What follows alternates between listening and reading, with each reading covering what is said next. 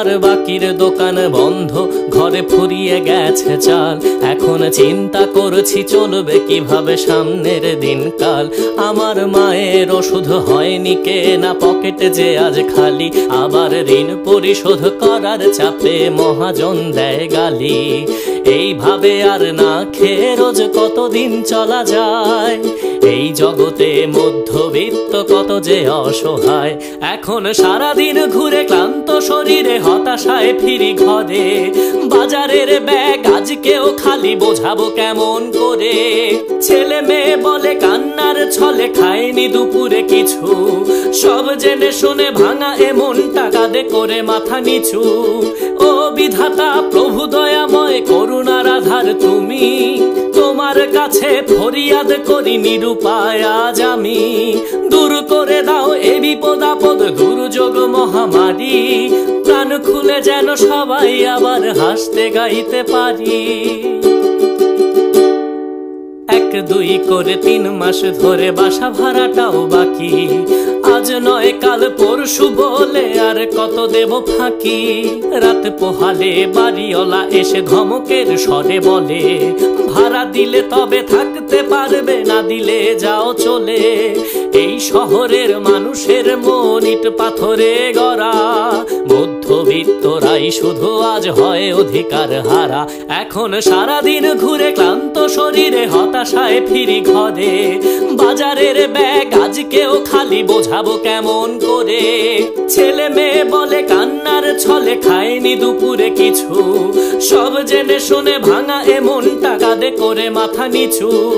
ও বিধাতা প্রভু দয়াময় করুণার আধার তুমি। তোমার কাছে ফরিয়াদ করি নিরুপায় আজ আমি।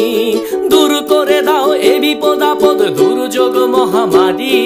প্রাণ খুলে যেন সবাই আবার হাসতে গাইতে পারি। এসব কথা শুনবে কে, আজ বলবো কাদের কাছে। শোনার মতো মানসিকতার মানুষ কি আজ আছে। নিরুপায় হয়ে পথ হারিয়ে দেখছি অন্ধকার। আজকালকে কার খোঁজ নেয়, কে করে উপকার। পেটে ক্ষুধা রেখে কষ্টের বুকে মুখে হাসি রেখে চলি। মধ্যবিত্ত হয়েছি তাই তো গানে গানে আজ বলি। এখন সারাদিন ঘুরে ক্লান্ত শরীরে হতাশায় ফিরি ঘরে। বাজারের ব্যাগ আজকেও খালি, বোঝাবো কেমন করে। ছেলে মেয়ে বলে কান্নার ছলে খায়নি দুপুরে কিছু। সব জেনে শুনে ভাঙা এমন টাকাদে করে মাথা নিচু। ও বিধাতা প্রভু দয়াময় করুণার আধার তুমি।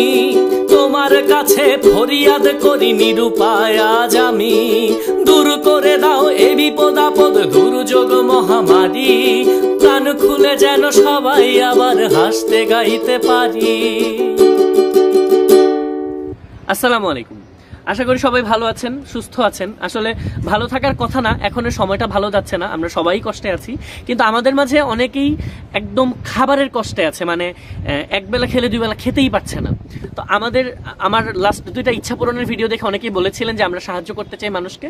তো এটা হচ্ছে সাহায্য করার উপযুক্ত একটা সময়। আমি স্ক্রিনে 2টা নাম্বার দিয়ে দিচ্ছি, বিকাশ নাম্বার আছে এবং ডাচ বাংলা ব্যাংকের অ্যাকাউন্ট আছে।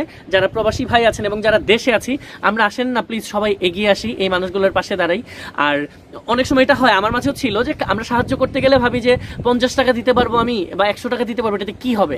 ট্রাস্ট মি, 50 টাকা দিয়ে 100 টাকা দিয়ে একটা মানুষের একবেলা 2 বেলার খাবার হয়ে যায়।